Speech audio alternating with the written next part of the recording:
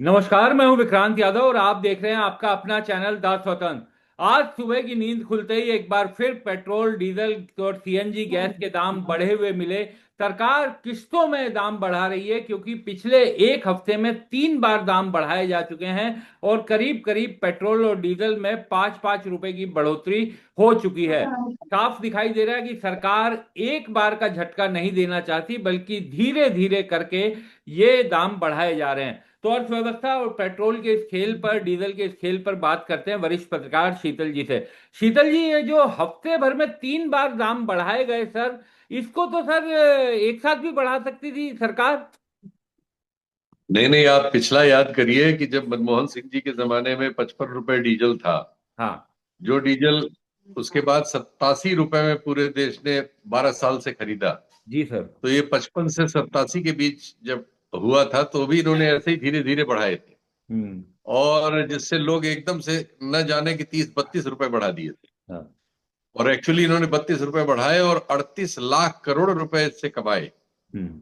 Petrol के भी बढ़ाए, पेट्रोल के कम बढ़े क्योंकि पेट्रोल के पहले भी ज्यादा थे, लेकिन फिर भी 20-25 20-22 रुपए उसमें भी बढ़े थे और इसमें 30-32 रुपए बढ़े थे। हम्म। ऐसे ही ये अब कर रहे हैं। अब तो इनके पास बहाना है, तब इन्होंने दूसरा बहाना बनाया था। हम्म। कहा था कि साहब मनमोहन सिंह सरकार जो है बॉन्ड छोड़ गई है हमारी सरकार को अदा करने के लिए। वो बॉन्ड जो है वो एक कोई आते ही सरकार को अदा नहीं करने होते। उनकी एक उम्र होती है, कोई कब मैच्योर होता है, कोई कब मैच्योर होता है। और ये जो भी सरकारें होती हैं वो अपना अपने समय में लोगों को सुविधा देने के लिए चीजों को लिंगर करती हैं, तो लिंगर करके गई थी, लेकिन वो कुल 1.25 लाख करोड़ के थे। हम्म। और इन्होंने 38 लाख करोड़ रुपए उसके नाम पे वो हमसे आपसे वसूल लिए थे। जी। और उसका फायदा अंबानी जी को बहुत मिला, हमारी कंपनियों को मिला, सरकार को मिला, जनता को नहीं मिला। उसके बाद क्या हुआ कि इनके जमाने में क्रूड सस्ता था। हम्म। इनको तो एवरेज जो है 58 से 65 के बीच मिला डॉलर में। हम्म। मनमोहन सिंह को $108 के आसपास एवरेज मिला था 14 साल 10 साल में। तो ये जो फर्क था, आज इनको 108 मिल रहा है। जी। जो मनमोहन सिंह के जमाने में जो उनको पूरे 10 साल मिला, लेकिन उन्होंने 55 रुपए में हमको डीजल दिया था। लेकिन ये तो सेंचुरी लगाएंगे। ये तो हम्म। अब इनको बहाना मिल गया है। इस बहाने, ये युद्ध के बहाने इसको बढ़ा लेंगे, ऐसे ही बढ़ाएंगे धीरे धीरे। और देखिए 5 रुपए ऑलरेडी बढ़ा लिया है, 10 15 15 15 रुपए तक बढ़ाएंगे अगर युद्ध की यही हालत रही। और इसको बढ़ा के और उसके बाद फिर नहीं नीचे आएंगे। हम्म। फिर वाह। अगर इन्होंने आपकी आदत डाल दी 110 रुपए 115 रुपए के डीजल की, तो हाँ। फिर इनको नीचे नहीं आना है, ये जान लीजिए। हम्म। ये इनका स्टाइल है। ये तो आप इनके बारे में क्लियर रहें हम्म। कि ये इसी तरह से अपनी चलाते हैं। जी। शीतल सर, अभी तक तो ये कहा जाता था कि सरकार के विरोधी लोग हैं जो बीजेपी को पसंद नहीं करते हैं, वो अर्थव्यवस्था पर सवाल उठा रहे हैं। लेकिन अब तो सरकार के समर्थक कहे जाने वाले आर्थिक विशेषज्ञ, बड़े बड़े अर्थशास्त्री, वो भी सवाल उठाने लगे हैं। सुरजीत भल्ला जी अखबार में लिखकर बता रहे हैं कि बीजेपी चुनाव तो जीत रही है लेकिन अर्थव्यवस्था को हार रही है। सरकार को जहां सर्जरी की जरूरत है वहां बैंडेड लगाकर ठीक करने की कोशिश कर रही है। तो ये तो सरकार के एकदम समर्थक वर्ग माने जाने वाले अर्थशास्त्री थे, अब इनकी बात तो कम से कम लग रहा है क्या गंभीरता से लेगी सरकार। नहीं, इनको जो है, जो आईटी सेल वाले हैं और जो इनके समर्थक हैं, वो गाली देना शुरू हो गए हैं। हम्म।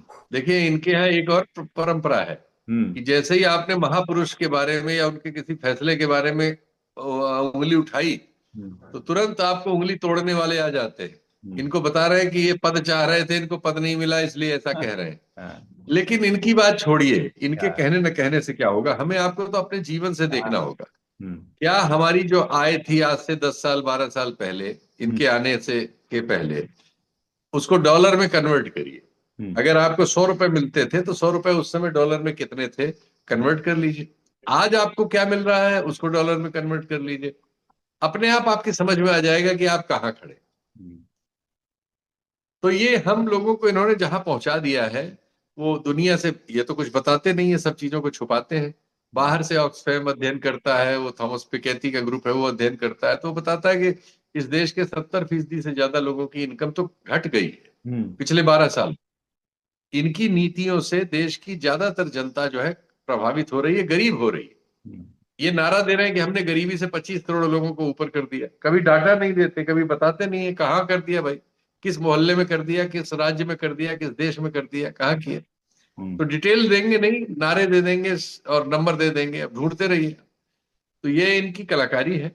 लेकिन आप अपनी जेब खुद देखिए, अगर आपको पेंशन मिल रही हो, अगर आपको तनख्वाह मिल रही हो, अगर आप व्यापार में कमा रहे हो, तो जो आपने आईटीआर फाइल किया हो उसको मिला लीजिए। और उसको 2014 मई में डॉलर जिस भाव था, हम्म। डॉलर के अगेंस्ट जो रुपया जहां था, उसको कन्वर्ट कर लीजिए। अगर आपको 15,000 रुपए मिलते थे तब, तो 15,000 रुपए को डॉलर से आप भाग दे दीजिए। उस समय डॉलर जो है आपका 60 से लेके 62, यानी वो 59 से 62 के बीच था, कहीं का जोड़ लीजिए, 62 जोड़ लीजिए, हम्म। उससे भाग दे दीजिए जितने डॉलर आते हैं। अब जो आपके पास इनकम है, उसको आप, सरकारी रेट 97 हो गया, उससे भाग दे लीजिए और देख लीजिए कि कितना है। हम्म। आपको खुद ही पता लग जाएगा कि आपके साथ क्या हो रहा है, बिल्कुल सही बात। वरना नंबर से पता नहीं चलेगा। हम्म। जी। सर, हालांकि आप कह रहे हैं कि इनकी बात ना की जाए, लेकिन जरूरी है सर, क्योंकि आपसे मेरी कई बार बात हुई और आपने जो नंबर्स आते हैं, सरकारी आंकड़े, उनकी सत्यता, उनके उन पर तथ्यात्मक कई बार सवाल उठाए कि इनके सच होने पर संदेह है। लेकिन सुरजीत भल्ला जी को मैं कल एक टीवी चैनल पर सुन रहा था, तो वो वहां पर बोल रहे थे कि ये जो फास्टेस्ट ग्रोइंग इकोनॉमी की बात की जाती है बार बार भारत को लेकर, ये भी गलत है, ऐसा नहीं है। सही तो है। बड़ी बात कि लगातार इस सरकार का तो सबसे बड़ा दावा यही होता है कि ये भारत जो है वो फास्टेस्ट ग्रोइंग इकोनॉमी है। तो इनके अपने समर्थक अब कह रहे हैं कि ये झूठ बात है, यानी ये गलत बात है। इनके समर्थक कहें न कहें, एफडीआई आ नहीं रहा है और एफआईआई भाग गया है, हाँ। और भाग रहा है रोज घोड़े की तरह से। हम्म। उसको रोकने के लिए हमें रिजर्व बैंक से डॉलर निकाल के मार्केट में रोज डालने पड़ रहे हैं। हम्म। तो इनके कहने से क्या होगा। हम्म। ये कहें कि हम अश्वमेध यज्ञ जीत गए हैं, हमारे पास चेतक घोड़ा है, ये इनके कहने से क्या होगा। लोग देख रहे हैं ना, रिजल्ट क्या है। रिजल्ट है भगदड़ मची हुई है अर्थव्यवस्था में, रुपया भागता चला जा रहा है। अब तो इनके समर्थकों ने ये कहना, ये माहौल बना दिया है सब पे हम्म। कि 100 रुपया अगर 100 चला जाता है तो इससे मत घबराइए मत। कल एक कार्यक्रम में हमें एक अर्थशास्त्री ने बताया कि साहब 100 चला नहीं जाता, 100 चला गया है। अभी वो वियतनाम गए थे इस हफ्ते, तो उन्होंने कहा कि हमने जब डॉलर वहां खरीदा तो 103 रुपए का एक डॉलर मिला उनको। तो 100 का बैरियर टूट चुका है, ये सिर्फ एक नंबर है अब। जी, 100 पार हो चुका है। हम्म। तो रिकॉर्ड बन रहे हैं उस्ताद के जमाने में। अब धीरे धीरे लोगों की जब कठिनाइयां बहुत बढ़ रही हैं, नजर आ रहा है। जैसे अब ये 16 साल से 30 साल के जो बच्चे हैं, हम्म। इनको जब हम देख रहे हैं वो काकरोच जनता पार्टी ज्वाइन कर रहे हैं करोड़ों की नंबर में, हाँ। 2 करोड़ 10 लाख ने ज्वाइन कर लिया था, तब उनका अकाउंट अकाउंट सील किया है सरकार ने। तो इससे पता लग रहा है कि नौजवानों में जो नए बच्चे हैं उनमें खुशी नहीं है, वो बहुत निराश है, गुस्से में है। हाँ। नीट वगैरह के फैसलों ने उनके भ्रम को तोड़ दिया है, और उन्हें सांप्रदायिक आधार पर बहुत देर तक गोलबंद किए हुए सफलताएं, जो राजनीतिक सफलताएं बीजेपी को मिली हैं, ये स्थायी नहीं है। हम्म। इनके विरुद्ध एक वातावरण अपने मन में बच्चों के तैयार हो रहा है। हम्म। जी। सर, आपने जो कहा कि रुपए को बचाने के लिए, अभी खबर आई थी कि हाल में ये जो 97 के करीब जब पहुंच गया, 97 से ऊपर जब पहुंच गया था, तो 2 से 3 अरब डॉलर इसमें बाजार में फेंके, जिस कारण रुपए को रोका गया। लेकिन जो बात आपने बोली कि पनगड़िया साहब भी कह रहे हैं कि तो केवल एक नंबर है, इसको रोकने के लिए कोशिश नहीं करनी चाहिए, और 100 इज ओनली ए नंबर। तो जब मनमोहन सिंह के कार्यकाल में 55 57 हुआ करता था, तब ये सिर्फ नंबर नहीं हुआ करता था क्या? यही सब होता है, यही सब आज के दौर के कुतर्क यही है। हम्म। जो सरकार समर्थक कुतर्क होते हैं वो यही होते हैं। नंबर नहीं है भैया, जेब खाली हो रही है। हम्म। वहां नंबर बढ़ेगा तो जो भारतीय इकोनॉमी है उसका नंबर घटेगा। तो ये नंबर मत बताइए। नंबर तो है ही है, नंबर तो हर नंबर एक नंबर ही है। लेकिन ये एक्चुअली इसलिए कह रहे हैं कि हमारे खजाने से डॉलर उड़ रहा है। 350 अरब का तो हमारे पास सोना हो गया है। हम्म। जो हमारे पास 700 अरब का करीब हमारे पास वो है, हम्म। मतलब स्टॉक है फॉरेक्स का, उसमें 350 करोड़ का करीब सोना है। हम्म। तो प्रैक्टिस में हमारे पास 425 के करीब करोड़ हमारे पास है, ये लिक्विडिटी के फॉर्म में। तो अगर इस तरह से पैसा उड़ता रहा है इसमें मार्केट रोकने के लिए, तो ये बहुत तेज डिप्लीट होगा। ऑलरेडी डिप्लीट हो चुका है करीब 32-35 बिलियन, हम्म। 32-35 अरब डिप्लीट हो चुका है।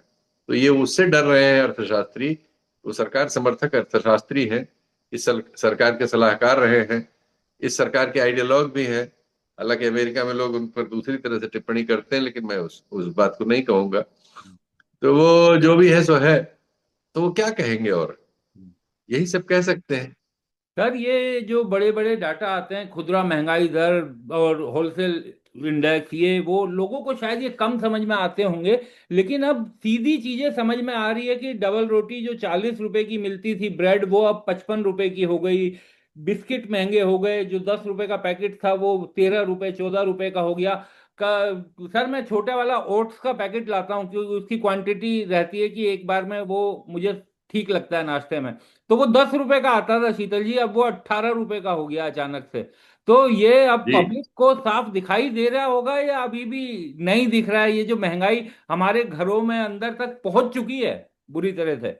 देखिए, अगर सरकारी आंकड़ों से देखेंगे तो कभी दिखाई नहीं देगा, हम्म। लेकिन जब उन आंकड़ों से देखेंगे, जैसे आपने बताया, दूध कहाँ है, ओट कहाँ है, सब्जी कहाँ है, फल कहाँ है, इंडस्ट्रियल प्रोडक्शन के जो नमकीन वगैरह आप खरीदते हैं उनका क्या हाल है, उनमें कितने ग्राम कम हो रहे हैं। दो तरीके होते हैं महंगाई को एब्जॉर्ब करने के।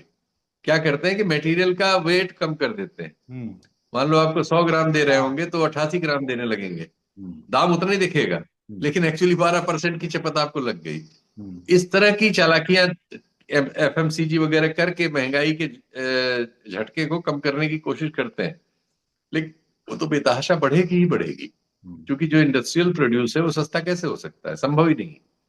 वो तो उसमें बढ़ना ही बढ़ना है, सिर्फ किसान के ऊपर रहता है।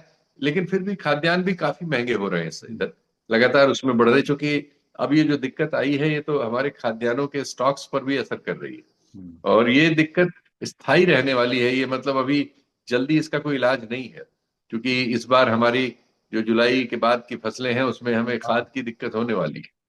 और अभी से हमारे कृषि मंत्री वगैरह कहने लगे हैं कि आप जो है ऑर्गेनिक पे जाइए, ऑर्गेनिक। रातों रात कोई ऑर्गेनिक पे जाता है क्या? ऐसे सरल होता है? ऑर्गेनिक के लिए जो खाद और दूसरी व्यवस्थाएं चाहिए, कीटनाशक वगैरह, वो कहाँ इंतजाम है जो ऑर्गेनिक पे चले जाएंगे? तो मुंह से बोलने से होता है? अभियान चलते हैं, दशकों लगते हैं, तब इस तरह से चेंज होते हैं। वो फेल भी होते हैं। लंका ऑर्गेनिक पे गया था, बर्बाद हो गया।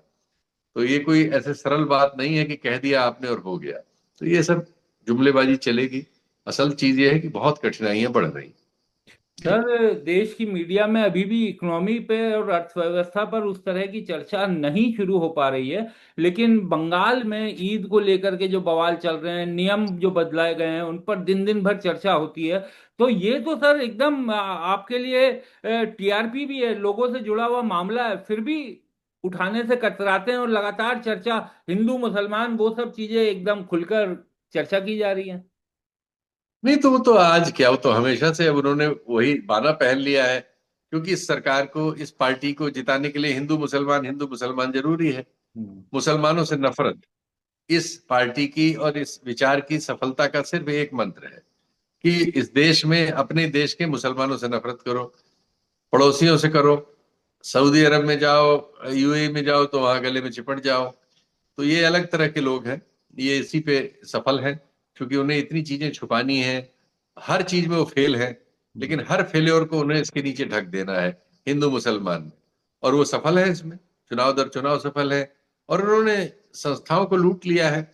अब तो कोर्ट्स वगैरह सभी मजाक बन गई हैं, और लोग इन पर कितना विश्वास कर रहे हैं कि, फिर मैं काकरोच जनता पार्टी का रेफरेंस ला रहा हूं, कि ये सुप्रीम कोर्ट के एक वक्तव्य पे हुआ है। हाँ। 2 करोड़ 10 लाख अगर नौजवानों ने उस पर हस्ताक्षर किए हैं, उस इंस्टाग्राम में जाके, हम्म। तो ये आपके खिलाफ महाभियोग है महोदय। हम्म। अगर आप में जरा भी खुददारी हो तो समझिए कि नई पीढ़ी आप पर कितना विश्वास कर रही है। हम्म। कि जो ये बड़ी पार्टियां हैं, बीजेपी और कांग्रेस को मिलके जितने फॉलोअर हैं उनके, उतने इंस्टाग्राम पे काकरोच पार्टी बनती, 6 दिन में उतने फॉलोअर आ जाते हैं। हम्म। तो ये इसलिए कि लोगों में गुस्सा है, लोग खींच गए हैं आपसे। हम्म। सच्चाई है। लेकिन सर ये जो शीतल जी, ये इसका इंस्टाग्राम पेज कॉकरोच जनता पार्टी का और उनका बैकअप अकाउंट, अभिजीत का पर्सनल अकाउंट, ये सब जो किया, सीज किया, और इन्हें भारत में नहीं दिखाई दे रहा। तो ये अभी तक कोई गलत काम तो किया नहीं था, कोई ऐसी कॉल भी नहीं दी थी कि जिससे किसी तरह का कोई आपको हिंसा या कोई वैसी गलत चीज, कोई गैर कानूनी चीज दिखाई दे। तो फिर ये क्या दिखाता है, क्यों इनके अकाउंट बंद किए गए? ये दिखाता है कि जो सरकार इस समय है वो लोकतांत्रिक नहीं है आचरण में, वो डर रही है। वो जो पब्लिक अवेकनिंग है उसको छुपाना चाहती है, जैसे वो महंगाई की दर छुपाती है, जैसे आंकड़े बदलती है, वैसे ही वो जन प्रतिरोध को भी छुपाना चाहती है। लेकिन आजकल के दौर में ये सब चीजें इस प्लेटफॉर्म पे नहीं होगी तो किसी और पे हो जाएगी, किसी और नाम से हो जाएगी, किसी और स्वरूप में हो जाएगी। अब अगर लोग आपसे असंतुष्ट हो रहे हैं तो हो रहे हैं, फिर वो कोई न कोई वे आउट निकलते जाएंगे। अभी कांग्रेस के बड़े प्रदर्शन हुए राजस्थान और अन्य हाँ। जगहों में। इस गर्मी में हजारों लोग निकले, जिनको हमारे मीडिया ने ब्लैकआउट कर रखा है, और सोशल मीडिया में भी ज्यादा कवरेज नहीं मिली, मिलनी चाहिए उसे। काफी लोग सड़क पे आ रहे हैं इस गर्मी में, प्रचंड गर्मी है। ये ऐसी गर्मी है जो इतिहास में शायद सबसे बड़ी होगी, 140 साल पहले हुई थी। तो उस तरह की गर्मी हो रही है, और अभी लगातार रहने वाली है। हीट वेव्स का दौर है। और इससे अलग तरह की हमारी स्वास्थ्य संबंधी समस्याएं आएंगी। हमारे साधारण लोग जो बहुत कठिनाइयों में जीवन जी रहे हैं, और इस समय गिग वर्कर्स वगैरह दिन भर में सप्लाई करते हैं मोटरसाइकिलों से भाग भाग के, उन सब के लिए बहुत कठिनाइयां आ गई हैं। मजदूर हैं जो ऐसी ट्रेनों में चढ़ते हैं जिसमें रिजर्वेशंस नहीं होते, उनके जनरल डिब्बों में जानवरों की तरह भरे रहते हैं, वो सब खतरे में है इस सबसे। जी।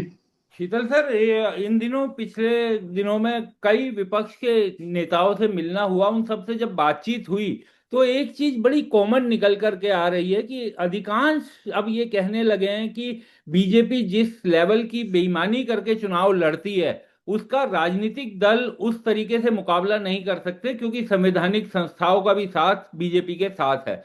अब उनको ये लगने लगा है कि केवल जनता ही जब शांतिपूर्ण तरीके से सड़कों पर उतरेगी, और उसी के बाद ही समाधान निकलेगा। क्या एक विचारक होने के नाते आपको भी लगता है कि क्या इस तरह की स्थिति आ गई है? नहीं, ये हम गारंटी कैसे कर लेंगे, विचारक हो या प्रचारक हो, कुछ भी हो, कि वो शांतिपूर्ण ही रहेगा। हम्म। जब आप लोकतंत्र में कहीं भी उसकी सीटी बंद कर देते हैं, लोगों के डिसेंट को निकलने का रास्ता बंद कर देते हैं, तो हम ये, या कोई ये दावा नहीं कर सकता कि सब शांति बनी रहेगी। हम्म। तो आप उस जगह पे ले जा रहे हैं, इस तरह की परिस्थितियां ऐसे ही अराजकता की ओर ले जाती हैं किसी भी समाज को। समाज में अराजकता न हो, डिसिप्लिन बनी रहे, इसलिए कानून कायदे और ईमानदारी की बात की जाती है। जब आप बेईमानी पे आ जाते हैं तो फिर कैसे रोक सकते हैं उन सब चीजों को। लेकिन रास्ता क्या निकलता दिखाई दे रहा है सर? चुनाव लड़ नहीं पा रहे हैं अपोजिशन, और तो पर क्या किया रास्ता जाए हम सर? हाँ। रास्ता हम थोड़ी निकालते, रास्ता जनता निकाल लेती है। कौन जानता था कि 6 दिन में कॉकरोच पार्टी को 2 करोड़ 10 लाख लोग जाके दस्तखत कराएंगे उसके इंस्टाग्राम पे। हम्म। ये रास्ता किसको पता था आज से 10 दिन पहले? आपको या हमको, किसी को पता था कुछ? तो ये इसका मतलब जनता के भीतर खदबदा रही हैं चीजें। कौन जानता था नोएडा में मजदूर ऐसा निकल आएंगे? हाँ। कितना दमन हुआ है उनके खिलाफ, लेकिन निकल आए थे ना। हम्म। तो 10 साल से 12 साल से उनके वेतन नहीं बढ़े हैं, महंगाई बढ़ गई है, गैस नहीं मिल रही है, गैस दुगनी हो गई है, लूटमार बढ़ी हुई है, भ्रष्टाचार बढ़ा हुआ है। आप कितने दिन उनको सीटी में दबा के रखेंगे? हम्म। यानी वो स्थिति बनती हुई साफ दिखाई दे रही है, जो प्रेशर कुकर की एकदम सीटी निकलने वाली स्थिति होती है। बिल्कुल, देश बड़ा है, इसलिए बहुत सारी चीजें हमें नहीं दिखाई देती, और हम्म। हम सबको थोड़ी जानते हैं। हम 4 आदमी बात करते हैं, हम विक्रांत से बात कर लेते हैं, विक्रांत हमसे बात कर लेते हैं, हम आशुतोष से बात कर लेते हैं, आशुतोष हमसे। हम्म। हम लोगों को सब चीज थोड़ी पता रहती है। मुझे ही कहाँ पता था, मैंने स्वीकार किया सभी कार्यक्रमों में कि हम्म। मुझे लगता था कि भारत में जेनजी जैसी कोई चीज नहीं डेवलप हो सकती। हाँ। लेकिन अब तो हमारे सामने हो गई, तो हाँ। हम गलत साबित हुए, हमने स्वीकार किया। हम्म। हमें नहीं पता हमारे नए बच्चों, हमारे जो बच्चे हैं, हम्म। उनके मन में क्या चल रहा है। वो कठिनाइयों में है भाई, उनके सामने भविष्य नहीं है। उनकी बड़ी बड़ी फीस दे के हमने उनको पढ़ाया या पढ़ा रहे हैं, और उसके बाद वो वहां देख रहे हैं कि उनके माँ बाप ने किस तरह से पेट काट के उनको, या अपने जेवर बेच के, या पता नहीं खेत गिरवी रख के, या घर गिरवी रख के, या कर्ज लेके कैसे पढ़ाया, और उसके बाद उनका कोई भविष्य नहीं है। और उनके परीक्षा प्रणाली में हेराफेरी हो रही है, लूटमार चल रही है। नेता हवाई जहाजों में उड़ रहे हैं, 100 100 गाड़ियों के काफिले में चल रहे हैं, पब्लिक से कह रहे हैं साइकिल पे चलो, मेट्रो में चलो। ये सब जो फ्रस्ट्रेशन है कि देश की जनता को आप कुछ कॉल करते हैं, आप विदेश उड़ के चले जाते हैं, वहां आप टॉफी खिला रहे हैं किसी को, और उसके फोटो जारी कर रहे हैं, ये सब चीजें वितृष्णा पैदा कर रही है समाज में। इससे मुझे नहीं लगता कि इससे उनकी लोकप्रियता बढ़ रही है। उनके समर्थक चमचों की बात छोड़ दीजिए और वो चाटुकार मीडिया की बात छोड़ दीजिए। ये गुस्सा बताता है हम्म। कि जो 3 पार्टियों को मिलके जितना इंस्टा हाँ। अकाउंट पे फॉलोवर है, उतना एक 6 दिन में एक बच्चे को हो गया। हम्म। गुस्सा है समाज में, बढ़ रहा है वो। हम्म। जी। शीतल जी, अंतिम सवाल। आपने बड़प्पन दिखाते हुए ये स्वीकार किया कि जैन जी को समझने में आपसे गलती हुई। तो क्या सर, ये जो जी। जैन जी है, ये इतना बड़ा जो वर्ग है हमारे युवाओं का, और इन जैन जी ने तो शायद बीजेपी के अलावा कोई दूसरा शासन देखा भी नहीं है, क्योंकि इनको याद नहीं होगा, इन्होंने जब से देखा बीजेपी का ही शासन चल रहा है। तो आपको लगता है कि ये जैन जी आने वाली राजनीतिक तस्वीर को बदलने में या बनाने में एक बड़ी भूमिका निभा सकते हैं, जिस तरीके का रिस्पॉन्स 6-7 दिनों में देखने को मिला उसको मद्देनजर रखते हुए? भाई अब हम लोग हर चीज नहीं जानते। हाँ। जैसा मैंने कहा कि हमारी उम्र हो गई, हमारा कोई मतलब सर्किल में बच्चे बच्चे सब अपने हाँ। अपने करियर में आगे पीछे हैं। तो हाँ। हमें नहीं पता, रोज उनसे बात भी नहीं होती, कभी फोन पे हो जाती है हेलो हाय होके। तो उनके मन में क्या चल रहा है उतनी हमें नहीं पता होता।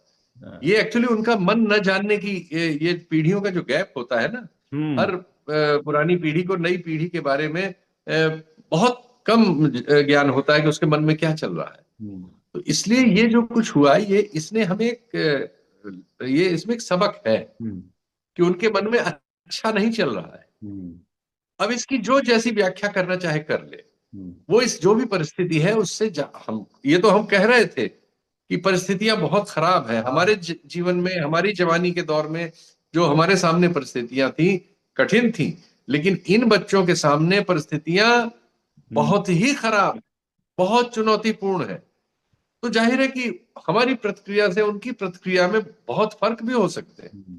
तो अब हम उनके करने से देखेंगे और तब उसको एनालाइज करेंगे। हम अपने आप नहीं जान सकते कि उनके मन में क्या कैसा चल रहा है, कैसे वो प्रतिक्रिया करेंगे। जी। बिल्कुल सही बात की। बहुत बहुत शुक्रिया शीतल सर, आप हमारे साथ जुड़े, चर्चा में शामिल हुए। शुक्रिया सर। धन्यवाद।